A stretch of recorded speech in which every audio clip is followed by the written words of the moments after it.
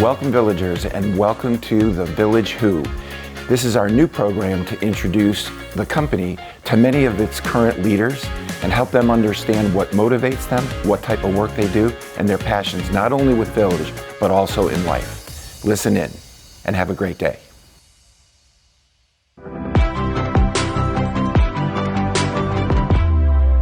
Hi, Dr. B.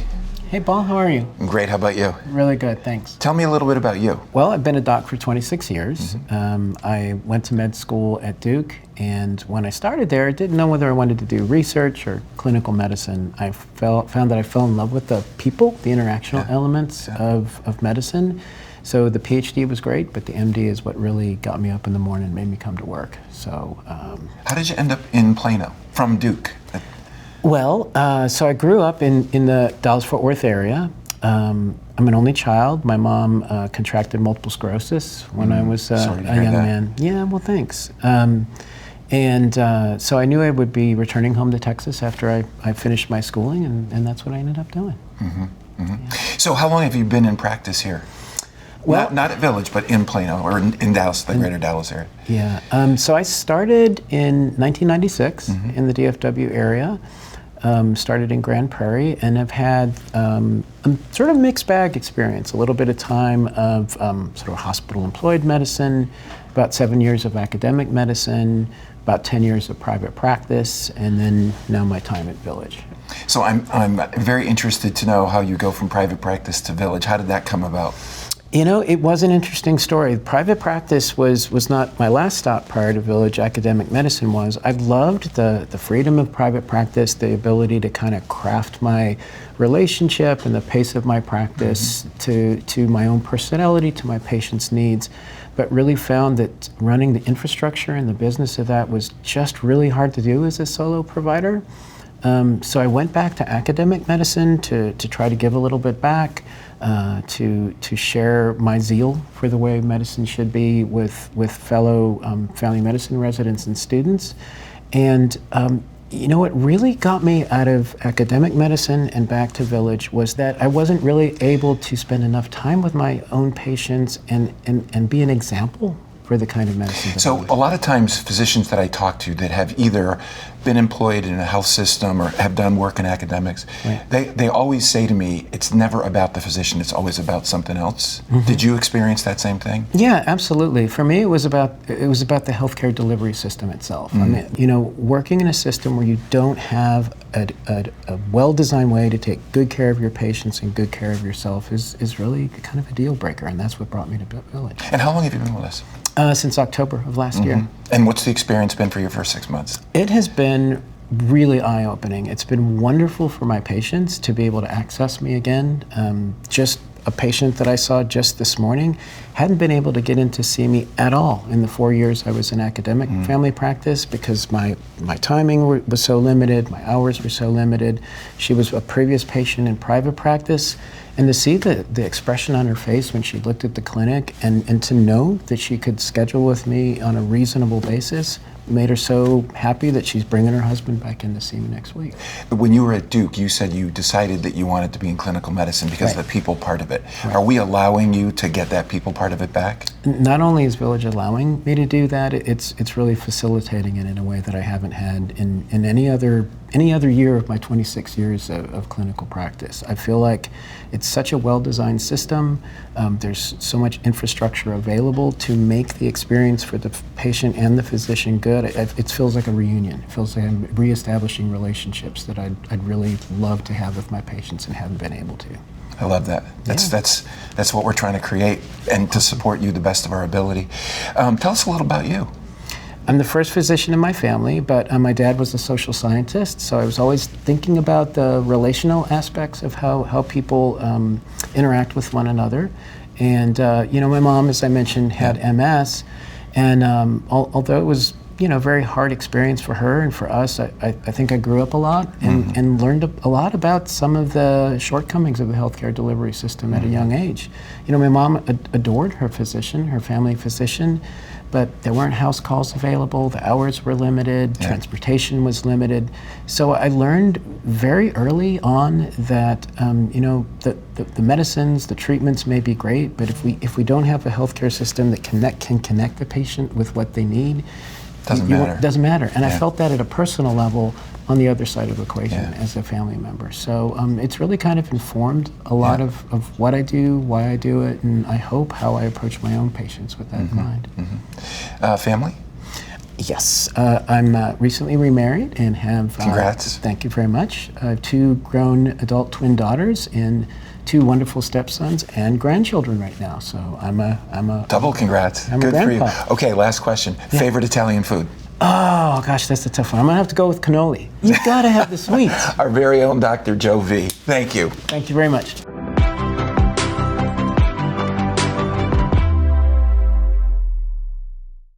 From the Windy City, here we are today with Lisa Dwyer. Hello, Lisa. Hello.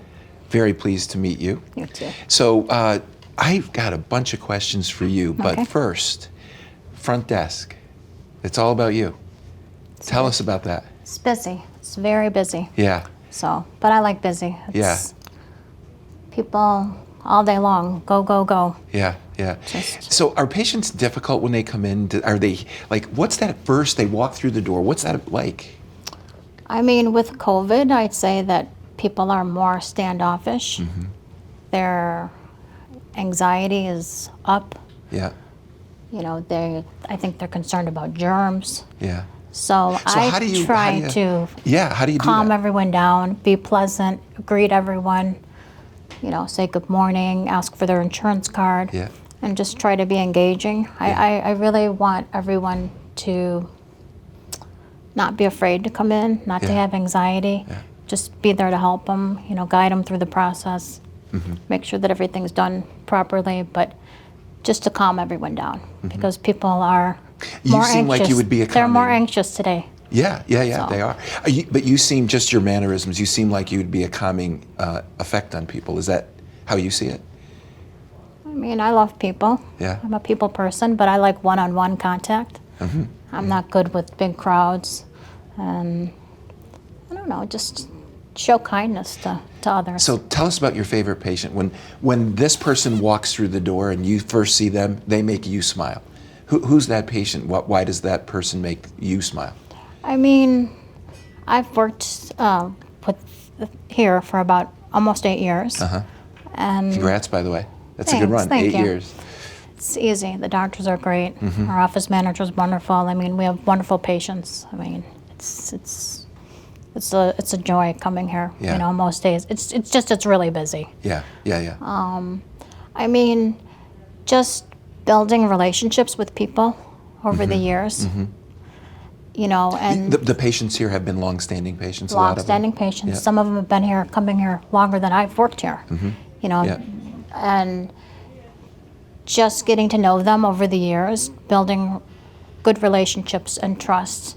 It's like, you know, you look forward to catching up with people and asking how their husbands are, or if they had a knee surgery, or, you know, just following up. And then they know about me and my life, and they ask about my family and my dad. And so I understand you're a caregiver also. I am.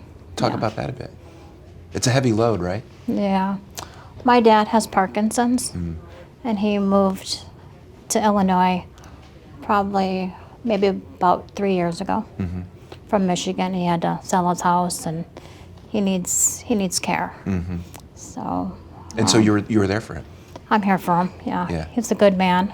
There for a while, I was finding him every morning lying on the floor. Luckily, he didn't break anything, but it was just hard to lift him up. And is he in a facility now, or no. is he's with you? Yeah. That's awesome. He lives on the first floor. I live on the second floor, so I see him every day, every night, every morning. So, are you a native Chicagoan? I am. If there is one person that you could have dinner with, who would it be and why? I'd like to have a dinner with my uncle. He passed away actually in October, and with COVID and everything, nobody really got to say goodbye to him. Goodbyes, yeah. You know, he was a wonderful man, great conversationalist, just, walked into the room and his smile just lit up the room.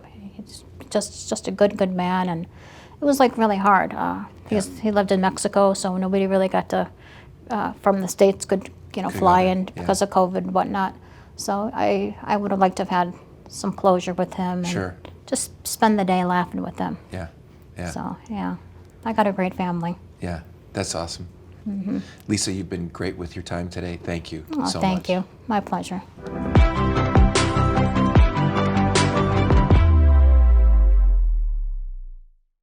So I find ourselves today, villagers, in the windy, rainy city of Chicago, and I am here to talk with Dr. Bob Perlmuter. So the significance of the sweater, purple. Yeah. Talk about that. I just like the color. I mean, I'm on the faculty at Northwestern, and this is the color. But my allegiance, I went to the University of Michigan, so I'm really a Michigan fan. And then I went to Case Western Reserve Medical School. They didn't have much in the way of sports teams. Yeah. So tell us more about that history. So you went to Michigan undergrad? Yeah. Okay. And what'd you study? Biology? Biology. Yeah. So you went from Michigan to Case Western. Yeah. And then how did you end up in Chicago? Well, my wife, we met in college. We met at Michigan, and she's from Chicago. And we fell in love, and then, then I went to Case. What people do for love, right? Yeah. So tell me about the practice. How did you end up here in the Lincoln Park area? When I was looking for a job in '88, not very many people wanted primary care physicians, and I was really hunting around, and I found a couple of offers, and a friend of mine a guy I trained with had a small, half internal medicine, half infectious disease practice, and he had always wanted me to join him. So I joined this guy, and 6 months into the practice together, he said, "I'm moving to Emory, where I'm going to be chairman of infectious disease or something." Oh, wow. And all of a sudden, it was my own practice, So that was in 88. You started in 88. Yeah. And so you ran that for a long time. You were an independent primary care physician for 30 years, close to 30 years? 33 years. 33 years. Yeah. And talk about the changes you saw over that 30-plus year period of time. Did it get harder? Did it get easier? Well, practice medicine is so different. The nice thing was, you did everything. Like you did hospital medicine and urgent care. There were very few physicals and wellness exams that I was doing. It was more like most of the visits were someone with high blood pressure or hypertension, and a lot of the visits were people that were acutely ill with flus or ankle sprains or rashes or headaches or whatever. And we do less of that now because urgent care have taken those patients, and hospital medicine was taken away from us by the hospitalist movement. Yeah. So it was very different. I mean, I liked it better when I was doing all that stuff. Clive, who's Dr. Field's one of the founders of the company, Yeah. he has often said to me, "I love being a doctor, and I think I'm really good at it." Yeah. How do you feel about it after 33 plus years of it? Does it feel like a grind? Does it feel Well, it fun? doesn't feel like a grind. I love knowing about a little bit about a lot of things. I'm glad I'm a primary care doctor. I loved that, and then I love the relationship with the patient. Yeah. I still love that. Which I think primary care is, in my view, in the perfect seat to have and maintain that relationship. Now, let's have a little fun. If you could meet and have dinner with anybody ever, who would it be and why? Oh my God. Who would it be? Anybody ever? That's a tough one. I was thinking, there's got to be somebody that you just intellectually curious about. I wouldn't mind playing golf with Barack Obama. I think that would be pretty cool. He's from here. This is the first African American president. I was in favor of the Affordable Care Act. I guess I would go to dinner instead of playing golf with him. But you have been great. Yeah. Thank you, Dr. All right. Perlmuter. Hope it worked out. Appreciate it. Thanks for listening in today, and I hope you found the conversation enjoyable. Please tell your friends, and remember to listen in the future. Have a great day.